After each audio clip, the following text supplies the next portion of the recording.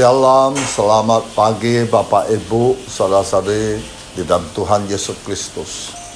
Kita selalu mengucap syukur pada Tuhan karena Allah kita sembah, Allah dahsyat luar biasa, menjaga, melindungi kita sampai hari ini. Mari kita masuk dalam doa. Bapa, kami ucap syukur kepadamu, Engkau Allah yang bisa kami andalkan. Engkau Allah pencipta langit dan bumi, kuasa-Mu tak terbatas.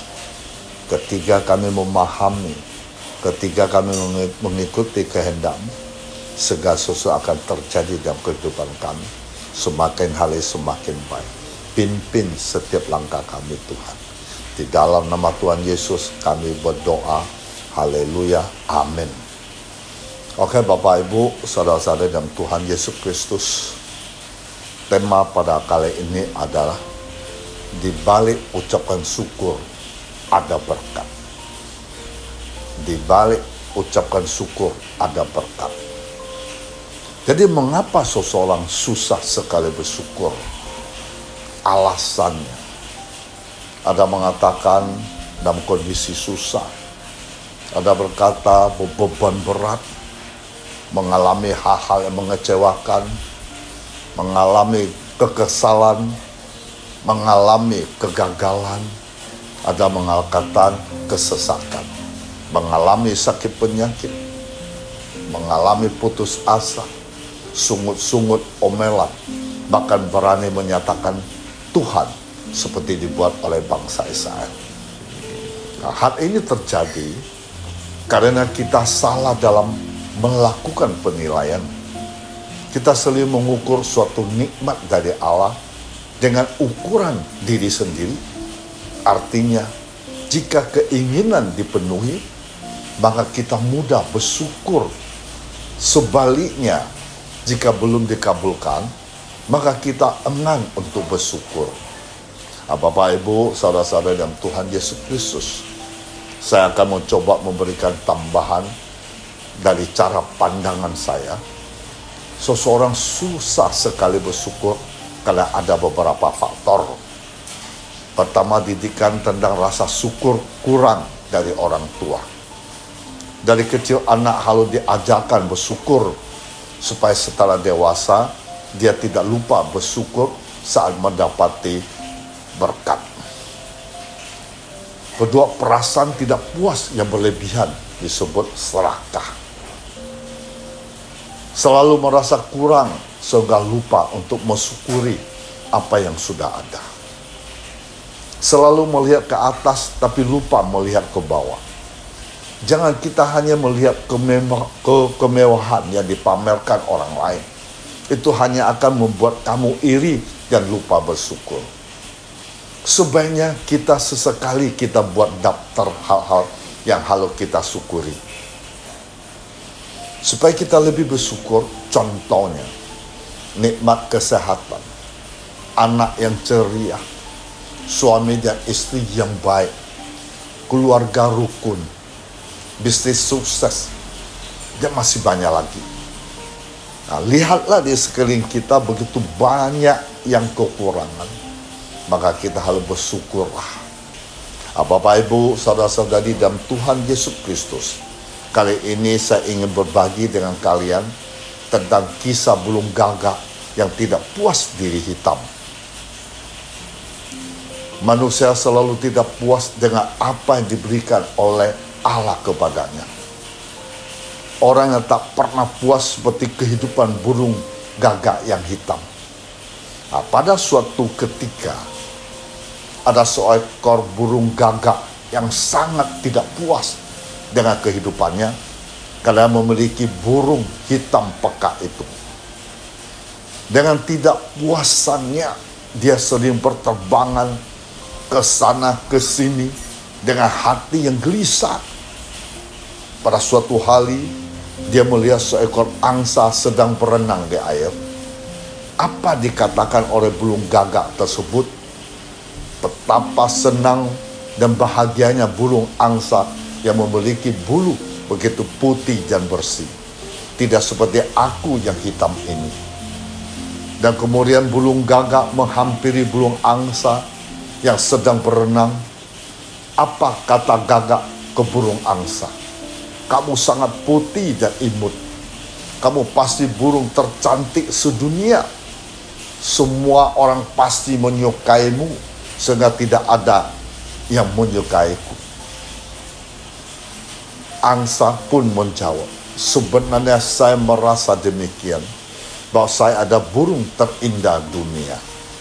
Tetapi setelah saya melihat burung nuri yang memiliki keindahan bulunya yang begitu cantik, dan saya yakin bahwa burung nurilah tercantik di dunia ini, dan saya rasa dialah burung yang senang dan bahagia hidup di dunia ini. Tak berlama-lama di situ, burung gagak pun pergi untuk mencari burung nuri yang diceritakan oleh burung angsa. Setelah burung gagak berkeliaran beberapa saat, akhirnya burung gagak menemukan sosok burung nuri yang cantik dan indah, sehingga memanjakan pandangan sang gagak ke burung nuri tersebut. Dalam hati burung gagak teringat akan cerita dari angsa, bahwa burung nurilah burung tercantik di dunia. Dengan rasa sedih dan malu, burung gagak menghampiri burung nuri yang cantik cerita itu. Apa kata gagak? Sungguh bahagia hidupmu di dunia ini dengan memiliki warna yang cerah menawan ini. Lalu dengan nada yang memojok burung nuri menjawab, hai burung gagak yang gagah, pernahkah kamu bertemu dengan burung merah? Saya pernah sekali bertemu dengan burung merah, sampai saya tidak mau pulang, ingin selalu bersama dengan burung merah, dengan warna bulunya berwarna-warni. Mendengar cerita dari burung nuri, burung gagak pun tak sabar ingin bertemu dengan burung merah tersebut. Lalu burung gagak mengunjungi kebun binatang. Setelah sampai di sana, burung gagak pada awal bersembunyi karena melihat banyak orang mengunjungi burung merah untuk melihat kecantikannya. Setelah orang pulang semua, burung gagak pun bertemu dengan burung merah. Dalam hati burung gagak berkata, berarti benar apa yang dikatakan oleh burung nuri, bahwa burung tercantik dunia ada burung merah. Kemudian burung gagak pun mendekati burung merah dan berkata, burung merah, kamu sangat cantik. Setiap hari ribuan orang datang ingin melihat kecantikanmu. Tidak seperti aku, ketika ada orang melihat aku, mereka hanya berharap aku untuk pergi jauh dariku. Sebagian orang aku dianggap sebagai pembawa penyakit bagi mereka. Sungguh malang nasibku, hai burung merah. Saya rasa kamu ada burung tercantik di dunia. Saya juga menganggap kamu ada burung terbahagia yang ada di planet ini. Dan akhirnya burung merah pun berkata kepada burung gagak, saya selalu berpikir bahwa saya adalah burung tercantik di planet ini. Tetapi dengan kecantikan dan keindahan ini, saya terjebak dalam sangkar yang dijadikan sebagai tontonan bagi orang banyak dari waktu ke waktu. Bahkan sampai saya mati tetap dikurung dalam sangkar ini. Dan saya berpikir saya adalah burung yang paling menderita di bumi. Tidak seperti kamu, burung gagak yang bebas berkeliaran sampai ke ujung dunia, tidak ada yang melawan. Saya justru iri kepadamu, hai burung gagak. Kamu bisa bebas berpergian kemana engkau mau. Bapak, Ibu, saudara-saudari dalam Tuhan Yesus Kristus. Inilah masalah dasar manusia yang selalu membuat perbandingan dengan orang lain. Selalu menganggap dirinya paling menderita, seperti yang dikisahkan dalam kisah di atas tadi. Seharusnya kita tidak perlu melakukan perbandingan dengan siapapun. Segeralah keluar dari lingkaran ketidakbahagiaan ini. Semua kisah cerita ini bisa dijadikan sebagai pedoman dan bahan rujukan buat kita semua. Tidak yang lebih sempurna kecuali Sang Pencipta kesempurnaan itu. Dan terimalah dengan lapang dada. Bersyukurlah dengan nikmat yang engkau terima. Nah, Bapak, Ibu, saudara-saudari dalam Tuhan Yesus Kristus, ada 4 alasan kenapa orang Kristen harus mengucap syukur. Sering banget mendengar khotbah-khotbah tentang mengucapkan syukur. Kata ucapan syukur memang mudah diucapkan, tapi ternyata agak sulit untuk dilakukan. Kita lihat Alkitab 1 Tesalonika pasal 5 ayat 18. Dikatakan, mengucap syukurlah dalam segala hal, sebab itulah dikehendaki Allah di dalam Kristus Yesus bagi kamu. Kata mengucap syukur tidak bisa dilemehkan begitu saja, karena mempunyai dampak yang luar biasa bagi orang mengucapkan kata ini dengan sepenuh hati. Lalu kenapa orang Kristen harus mengucap syukur? Pertama, ucapan syukur adalah Tuhan yang menghendaki. Walaupun kita sedang mengalami situasi yang baik dan terburuk sekalipun, kita tetap harus bersyukur. Karena Tuhan punya rencana yang terbaik untuk kita semua. Walaupun terkadang kita berpikir percobaan ini terlalu berat, kuncinya adalah bila seseorang bisa bersyukur, Allah turut bekerja untuk mendatangkan kebaikan untuknya. Roma 8 ayat 28. Kita tahu sekarang bahwa Allah turut bekerja dalam segala sesuatu untuk mendatangkan kebaikan bagi mereka yang mengasihi Dia, yaitu bagi mereka terpanggil sesuai dengan rencana Allah. Kedua, mengapa orang Kristen harus mengucap syukur? Kedua, ada tanda bahwa Roh Kudus ada dalam hati. Dalam Efesus 5 ayat 18 sampai 20. Dan janganlah kamu mabok oleh anggur, karena anggur menimbulkan hawa nafsu. Tetapi hendaklah kamu penuh dengan roh, dan berkata-kata seorang kepada yang lain dalam mazmur, kidung, pujian-pujian, dan nyanyian rohani. Bernyanyi dan bersoralah bagi Tuhan dengan segenap hati. Ucaplah syukur senantiasa atas segala sesuatu dalam nama Tuhan kita Yesus Kristus kepada Allah dan Bapa kita. Dijelaskan bahwa orang yang penuh dengan Roh Kudus akan senantiasa mengucap syukur dengan menyanyikan pujian-pujian dan bermazmur. Roh Kudus hidup dalam diri akan selalu memberikan sukacita surgawi, sehingga kita dimampukan untuk mengucap syukur setiap saat. Jadi hubungan antara Roh Kudus dengan ucapan syukur juga pernah dibuktikan oleh Tuhan Yesus saat dirinya berada di dunia. Yang ketiga, orang yang mengucapkan syukur adalah ciri kehidupan orang yang beriman. Masih ingatkah kamu tentang kisah 10 orang kusta yang disembuhkan? Kita membaca Lukas 17 ayat 15 sampai 19. Ada seorang dari mereka ketika melihat bahwa ia telah sembuh, kembali sambil memuliakan Allah dengan suara nyaring. Lalu tersungkur di depan kaki Yesus, mengucapkan syukur kepadanya. Orang itu adalah seorang Samaria. Lalu Yesus berkata, bukankah ke-10 orang tadi semuanya telah menjadi tahir? Di manakah 9 orang itu? Tetap tidak adakah di antara mereka kembali untuk memuliakan Allah selain daripada orang asing ini? Lalu Yesus berkata kepada orang itu, berdirilah, pergilah, imanmu telah menyelamatkan engkau. Nah, Bapak, Ibu, saudara-saudara dalam Tuhan Yesus Kristus, ada salah satu orang yang telah disembuhkan kembali kepada Yesus, dan ia mengucapkan syukur dan berterima kasih atas kesembuhannya. Kalau kita lihat ayat 19, Tuhan Yesus berkata, iman orang tersebut telah menyelamatkannya. Di sini kita dapat menyimpulkan bahwa mengucap syukur adalah salah satu ciri orang yang beriman. Yang keempat, mengucap syukur adalah pilihan, bukan perasaan.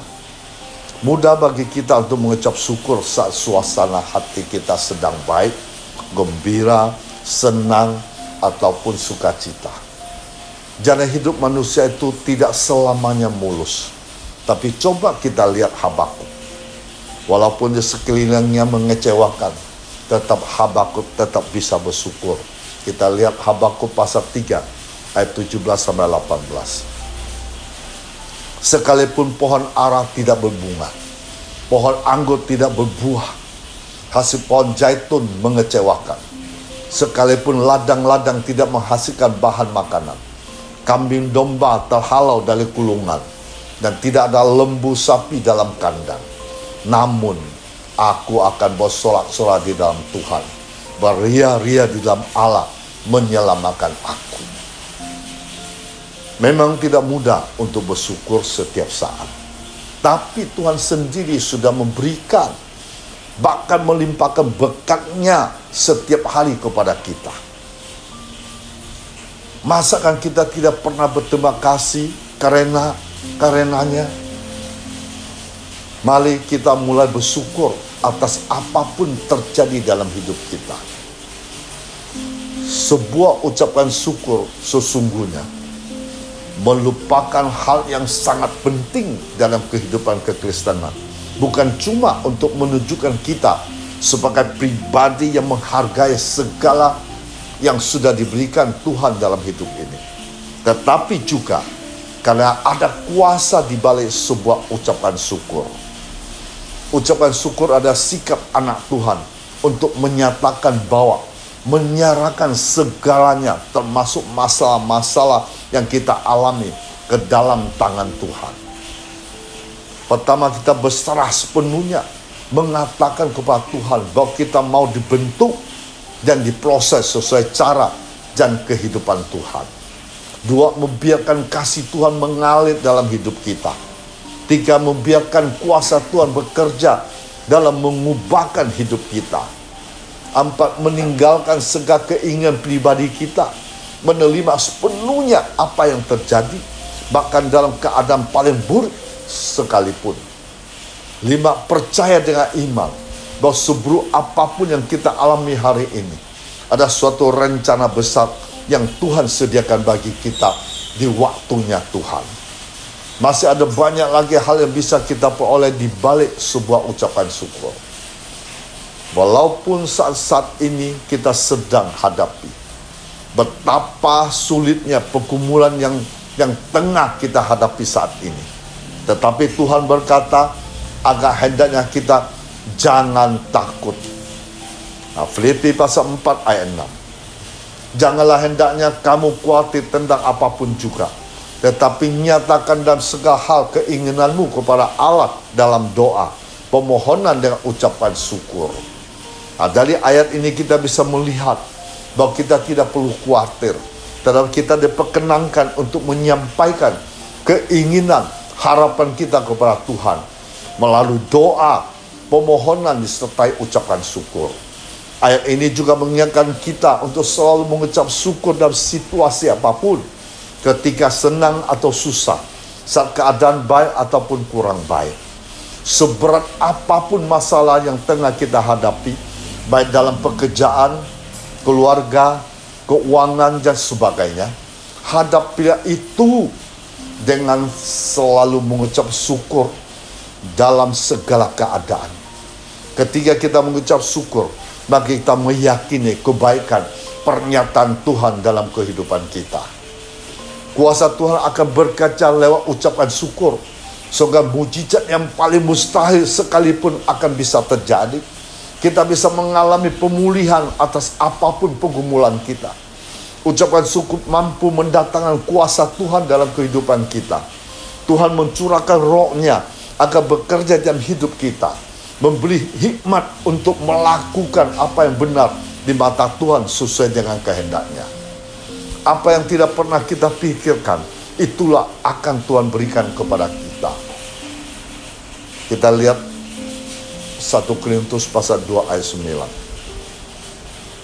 Tetapi seperti ada tertulis, apa yang tidak pernah dilihat oleh mata, dan tidak pernah terdengar oleh telinga, dan yang tidak pernah timbul dalam hati manusia, semua disediakan Allah untuk mereka yang mengasihi Dia. Jadi mengucap syukur adalah salah satu cara kita untuk menjadi berkat. Bapak, Ibu, saudara-saudari dalam Tuhan Yesus Kristus, saya akan beri satu kesaksian narasumber beliau dari Seberang. Lalu percaya Yesus kalian ikut suami. Suatu hari beliau dapat ayat Maliaki pasal 3 ayat 10. Bawalah seluruh persembahan persepuluhan itu ke dalam rumah pembendaharaan, supaya ada persedia makan di rumahku, dan ujilah aku. Firman Tuhan semesta alam, apakah aku tidak membukakan bagimu tingkap-tingkap langit dan mencurahkan berkat kepadamu sampai berkelimpahan. Untuk menguji Tuhan, apakah benar dalam berikan perpuluhan yang diperintahkan. Ketika taat melakukan perpuluhan yang ada, maka dimulai dengan gaji yang naik sampai keadaan sehat dan ekonomi keluarganya ditambahkan oleh Tuhan. Terus kesaksian kedua, ketika seorang lindu mengadakan ibadah di rumah, namun uang hanya tinggal 30.000. Saat seperti itu ada temannya yang tidak ada beras. Ketika taat untuk membeli, walau uang itu buat ibadah, Tuhan ganti berlipat ganda lewat teman yang lainnya. Haleluya. Kesaksian ketiga, ketika usaha ada jualan sering kali mengalami hal yang tidak baik atau dijahati, namun tetap belajar untuk mengucap syukur, memberkati orang yang berbuat jahat kepadanya, sehingga usahanya tetap kuat, sukses, dan diberkati Tuhan. Bapak, Ibu, saudara saya dalam Tuhan Yesus Kristus, kuasa mengucap syukur ada kekuatan. Ucapan syukur adalah salah satu cara untuk mengaktifkan iman. Iman selalu berkaitan erat dengan hati bersyukur. Saya percaya bahwa kita pasti telah mengalami kebaikan Tuhan ketika kita praktekkan hidup kita selalu mengucap syukur pada Tuhan. Nah, ada beberapa hal terjadi dalam ucapan syukur. Pertama, ucapan syukur membawa kita ke hadapan hadirat Tuhan. Itu Mazmur 100 ayat 4 dan 5. Kedua, ucapan syukur melahirkan mujizat berlimpah gandaan. Yohanes pasal 6 ayat 11 dan 14 dicerita hanya 2 ikan 5 roti bisa membeli 5.000 orang makan sampai kenyang. Ketika ucapan syukur mengaktifkan kuasa kebangkitan. Kita baca Yohanes 11:40 sampai 44. Dengan ucapan syukur bisa membangkitkan Lazarus yang sudah meninggal 4 hari, bahkan sudah berbau. Nah, kisah ini menyatakan kebenaran bahwa tanpa ucapan syukur kita tidak akan melihat kemuliaan Allah dinyatakan. Ucapan syukur ada bukti dari orang percaya. Ucapan syukur adalah syarat mutlak untuk melihat kemuliaan Allah, keajaiban dan mujizat Allah. Sebab ucapan syukur adalah salah satu cara membangun atmosfer kerajaan Allah. 4. Ucapan syukur mempercepat datangnya pemulihan atas pergumulan hidup kita. Seperti saat Daud berada di dalam gua Adulam bersama-sama dengan orang-orang yang bermasalah. Daud mendapatkan pewahyuan tentang kebenaran dan ucapan syukur. Nah, kita bisa membaca Mazmur 57, 7-11. Latihlah, belajarlah bersyukur dengan menaruh perhatian kepada kasih, kebaikan, kemurahan Tuhan atas hidup kita. Ingatlah satu persatu kebaikan Tuhan lewat orang-orang di sekitar kita. Cobalah bawa itu dalam doa syukur kepada Tuhan. Ucapkan terima kasih kepada Tuhan Yesus. Kita perlu melihat tahun ini untuk menghitung berkat-berkat Tuhan dan kebaikan Tuhan sepanjang tahun ini. Kita perlu datang kepada Tuhan Yesus untuk bersyukur. Berterima kasih atas semua perkara, semua berkat, semua kebaikan, kelahiran anak, pemberkatan nikah, promosi, multiplikasi, kesembuhan, pemulihan dan sebagainya. Tuhan Yesus memberkati kita semua. Mari kita masuk dalam doa. Bapa yang bertata di dalam surga, terima kasih Allah yang begitu baik, itu dahsyat, agung dan mulia. Lewat sabdamu mengingatkan kami betapa penting mengucapkan syukur.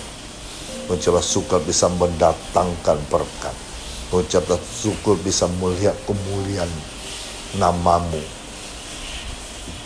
Dia mengucap syukurlah, kami bisa merasakan tangan Allah bekerja dalam hidup kami. Mengucap syukurlah, masalah persoalan kami bisa melihat tangan Allah bekerja bagi kami semua. Terima kasih Tuhan Yesus yang begitu baik. Lewat sabdamu kami harus praktekkan dalam hidup kami. Mulai saat ini seterusnya kami harus mengucapkan syukur dalam segala hal. Apapun terjadi di diri kami, maupun seburuk apapun, kami tetap mengucapkan syukur. Karena itulah kehendak-Mu Tuhan. Terima kasih Tuhan Yesus. Engkau begitu baik yang luar biasa. Haleluya. Amin.